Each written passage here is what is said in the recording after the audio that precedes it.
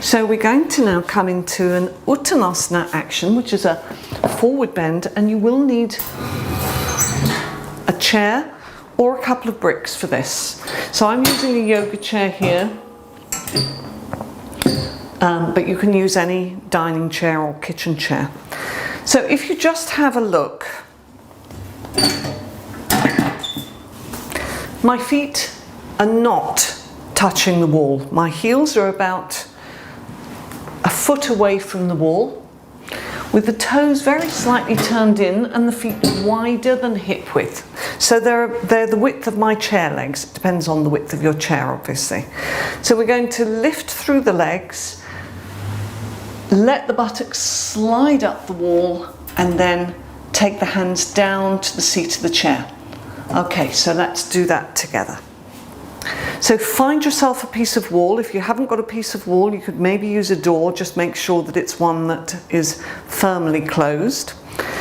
Then take your heels about a foot away from the wall. If you need to have your mat, then you can place your mat there, because you don't want to do this if you've got any danger of slipping on the surface.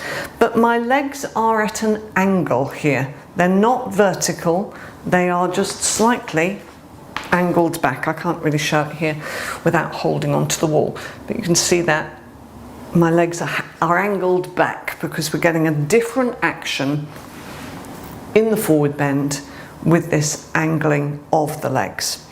Turn the toes in slightly, press down into the outer edges of your feet. Kneecaps lifting, thigh muscles lifting, and you're just going to hinge forwards, place your hands onto the wall so that you can just lift your sitting bones up the wall and then place them back onto the wall, and then bring your hands down onto the seat of the chair. So although some of you can go further than this, we're working quite accurately here to broaden and open and lengthen the hamstrings in the backs of the thighs, so the backs of the legs.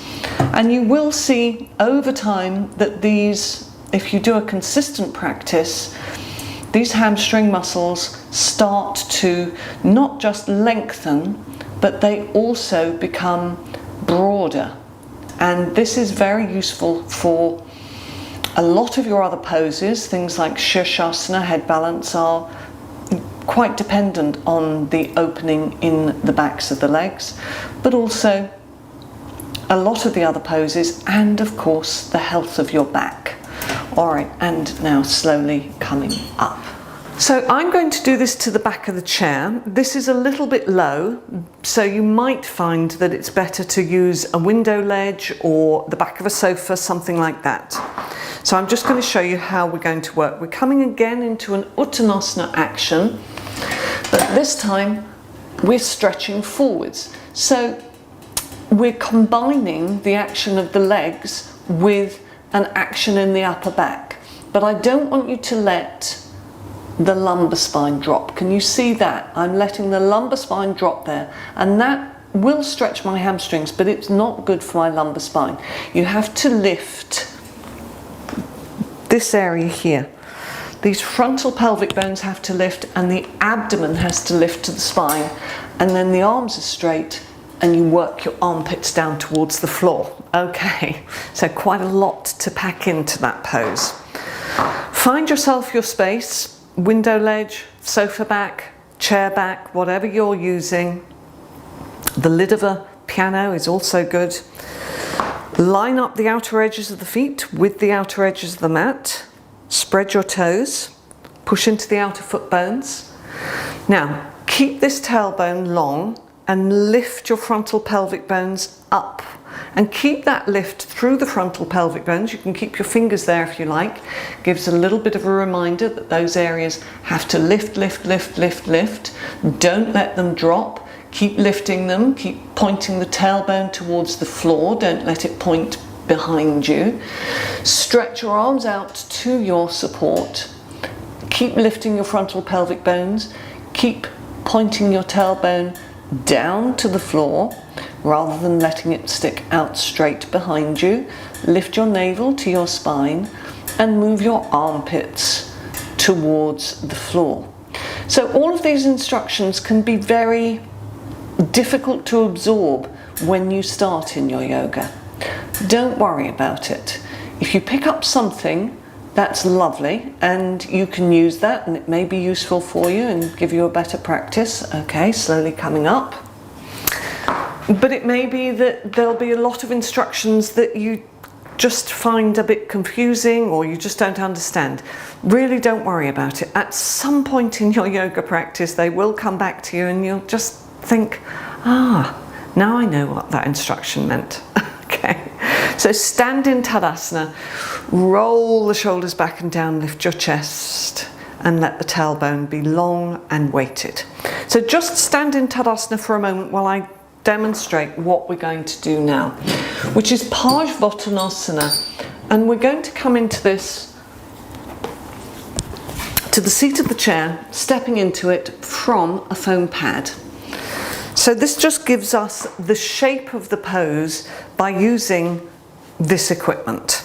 So we're going to turn the left foot out slightly, step forwards with the right foot, turn the pelvis to face directly forwards, press into that back leg heel, hinge forwards and come down to the seat of the chair. When we come into this pose, the hips tend to do all sorts of kind of weird and wonderful things. You know, they move all over the place, they consider the legs. So we have to keep that stability in the pelvic region for this Parsvottanasana, quite a strong forward bending action. So we start out by putting the hands onto the hips and making sure that the pelvis is facing towards the front edge of the mat. Then turn your left foot out a little. So the foam pad will stop you turning your foot out too much. And if you have no equipment at all, maybe you can take your heel up onto a book, something like that. So step forwards, straighten your back leg and turn your pelvis so that it faces directly forwards. If you imagine that you had a bolt coming through your left hip, it should come out through the opposite side on the right hand side. So there's no difference between those two sides in terms of their orientation. Now the tailbone has to be long, the back leg strong and straight. This thigh muscle hits to the bone. Lift your chest.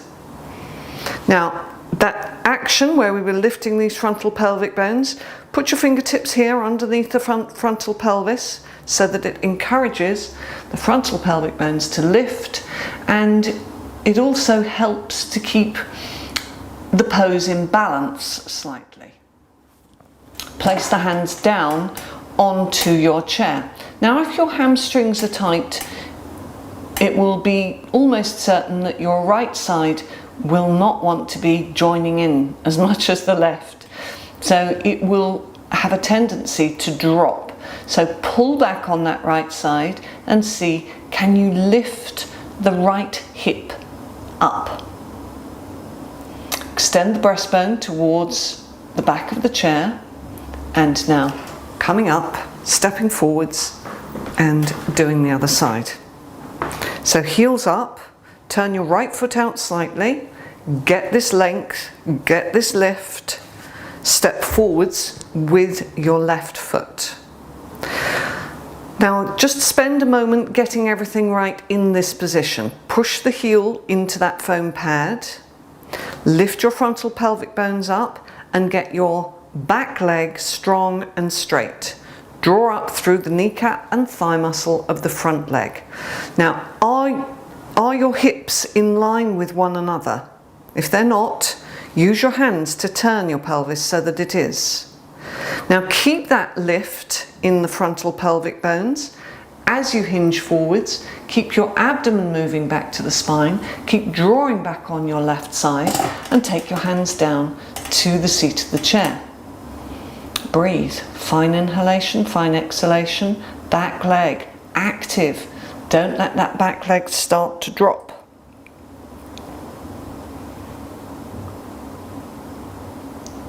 Extend your breastbone forwards, draw your shoulder blades down towards your back waist. So we're getting real length through the front of the torso. Okay, bend your front leg and coming up. Okay, so we're going to come for Adho Mukha Svanasana, dog head down with the hands to the seat of a chair. You can do this to the seat of a sofa. I've got my chair against the wall. Best to have it like that because you don't want your chair flying off into the middle of the room when you're doing this, because there's quite a lot of pressure into that frontal chair seat. Okay, so let's do again. So we do this together. Lift the frontal pelvic bones up as you're coming into the pose. So hands to the front of the seat of the chair and start to walk back. The feet is hip width apart. Now it may be that your heels come down working in this way, but you still have to lift the frontal of the pelvic bones, broaden across the back of the pelvis. So it's as though the sacral region is really starting to open and broaden. Move the navel towards the spine and breathe.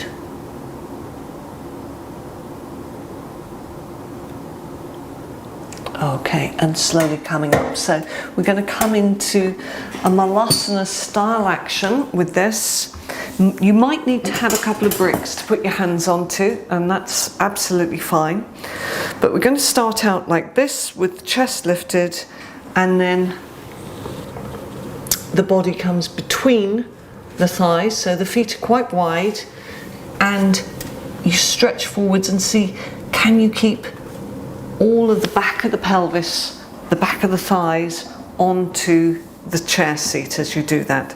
So you can use a normal chair for this. That's absolutely fine. So the feet nice and wide, lift your chest, roll your shoulders back and down. Now we're still lifting these frontal pelvic bones up as we come forwards. And then you can stretch your hands forwards. Keep the back of the thighs, the back crease of the thighs onto that support. Extend forwards, lengthen forwards. Breathe, fine inhalation, fine exhalation through the nostrils. Just let the head and neck release.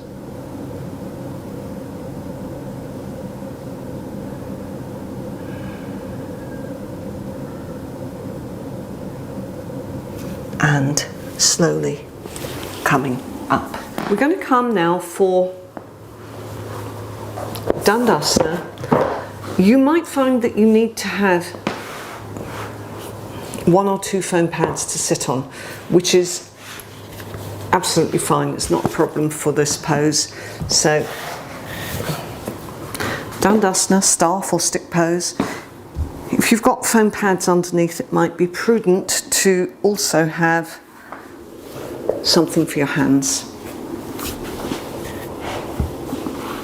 So I've got a couple of foam pads here, so I would take those or a couple of bricks so that I can place my hands onto them. It may be that you can sit in this on the floor. Whichever you choose to do, you have to pull the flesh of the thighs, so the hamstring muscles lengthen as you pull them back, and pull the flesh of the buttocks back also. So we're opening in the back of the gluteal crease there. You're pressing your feet into the wall and you're lifting your chest. So this is quite a strong action on the abdominal region. You may be able to feel that.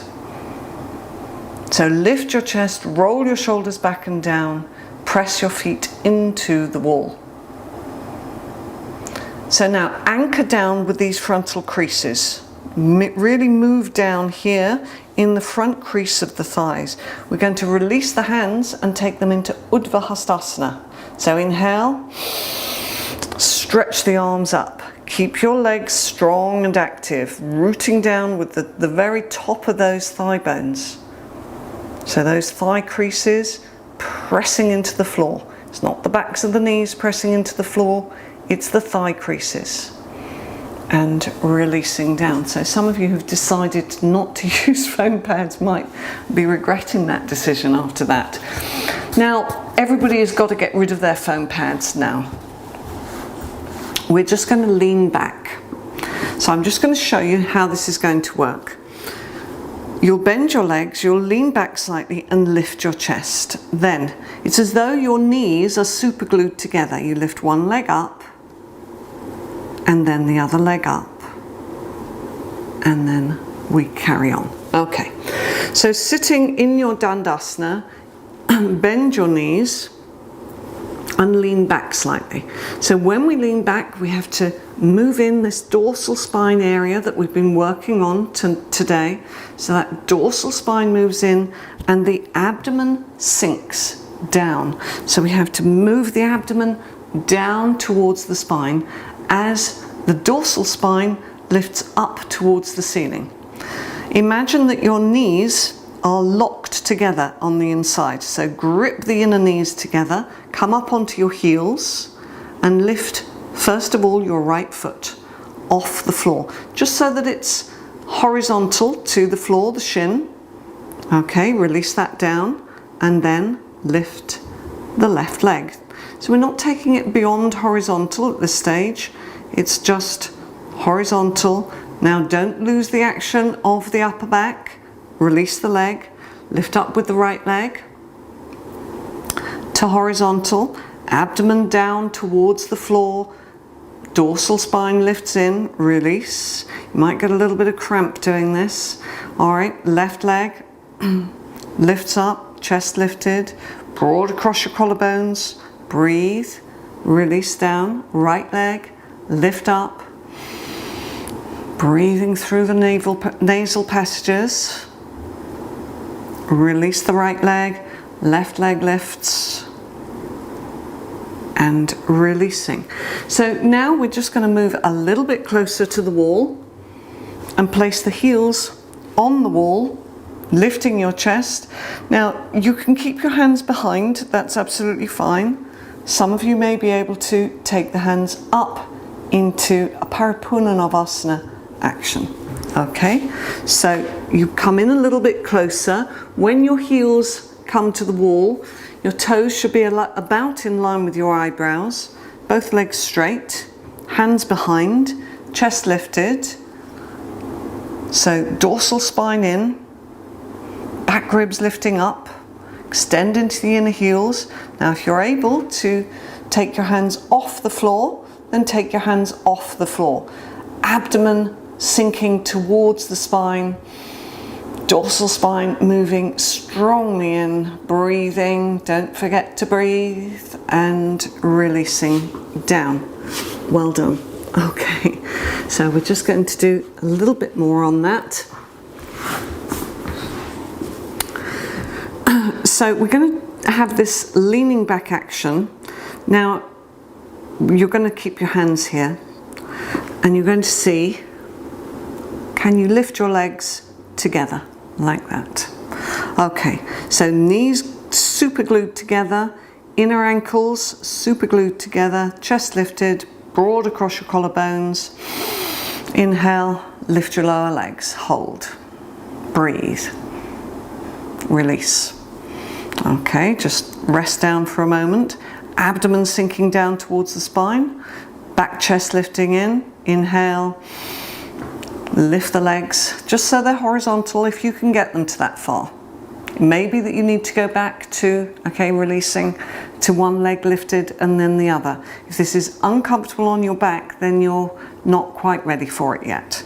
Okay, lift your chest, grip those knees together and lift the heels off the floor. Spread your toes broad across the feet, chest lifting and releasing down. Well done. Okay, we're going to come into Supta Padangusthasana 1 and a Purvaktasana action. So we're going to do the Purvaktasana first. I'll just show. You're going to lie down on your back, bring your right knee in towards you, stretch your left leg out, and then just take the left leg out to the left slightly, bring it back to the center, and then we'll go to the other side. Okay, so lie down. If you need to have something under your head, you could put a foam pad or a blanket, whatever you need underneath your head. Bring your knees into your chest. Just let that lower back soften and release. Hold on to your knees for a moment.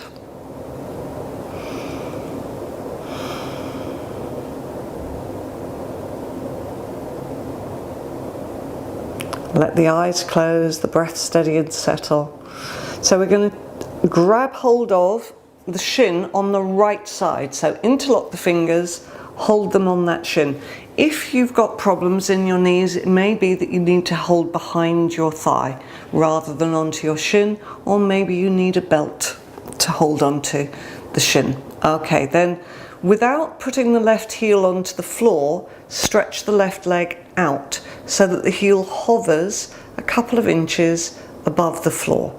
Then take that left heel out to the left by about 6 or 12 inches. So that's 15 to 30 centimeters, so towards the edge of the mat. Bring it back to the center of the mat, bring that leg in, hold onto that left shin. Just relax the groin, stretch the right leg out. Extend into the inner heel. Breathe and take that right leg slightly out to the right, just beyond the outer edge of the mat, keeping the heel hovering. Back to the center, bring it back in and releasing.